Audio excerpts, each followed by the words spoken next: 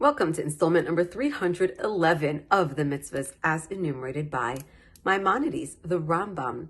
Today we are once again discussing positive commandment number 248, which is the laws of inheritance. And as we've said, we actually learned this entire section of the Torah, all of these laws of inheritance, from the daughters of Tzilafchat, from a group of women who loved the land of Israel so much, whose father did not leave any sons, and they too wanted to inherit a part of the land.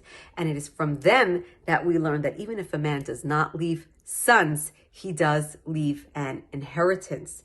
I'd like to share now, in addition, we also learn here, part of this mitzvah is that when a man does have a son, the oldest son receives a double portion of the inheritance. Now, having said that, there is a very interesting story that is told in the Talmud that I would like to share with you. It happened in the days of Alexander the Great, which was in the early days of the Second Temple.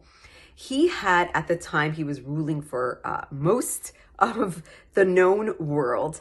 And what happened is that many different nations of the world came to him with complaints against the Jewish people and the land of Israel.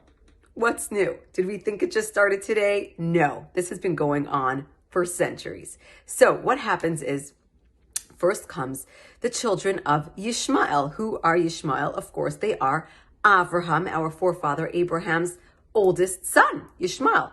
They come to Alexander the Great and they say, Alexander, we deserve 2/3 of the land of Israel, while the Jewish people only deserve 1/3. Because we are the older son of Avraham. And as we just said, the older son deserves a double portion. And so Alexander says, you seem to have a valid complaint. And he speaks to Gavia, who is a very wise man at the time. And he says, Gavia, what do you say to this claim? And Gavia says, this is true when it comes to an inheritance after a parent died. But when a parent is alive, a parent can decide however much he wants to give to each child. And during Abraham's lifetime, he had said that he was giving everything, all of his inheritance and the land of Israel, to his son Yitzchak, never mentioned Yishmael. And therefore, this whole idea of a double portion to the eldest son does not exist here. And therefore, Alexander the Great agreed and threw out their case. Soon came the Egyptians. The Egyptians came and said, when the Jewish people, they left Egypt, they took all of our treasures, they took all of our gold and all of our silver. The Jewish people owe us so much. They owe us so much money for everything that they took. And we should even and more than that, we should even get the entire land of Israel because of how much they owe us. And Alexander the Great thought, that's an interesting complaint. And once again turned to Gavia, who said,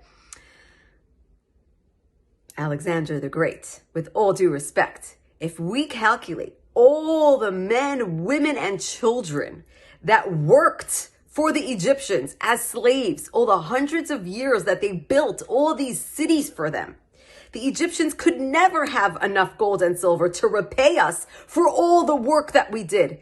And not only do they not deserve the land of Israel, but we should even get the land of Egypt for everything that for all the work that we did. And thus the Egyptians ran out of the room before not only were they not getting the land of Israel, but before they were losing their own land of Egypt. And finally, was another one that we're not going to get into all the details because we're already at 4 minutes and I try to keep it short. However, I just thought that this was a very interesting story in terms of inheritance and the land of Israel, where all the nations of the land came to claim a piece, and lo and behold, of course, their claims were not valid at all. And this, of course, still remains today. Have a wonderful day.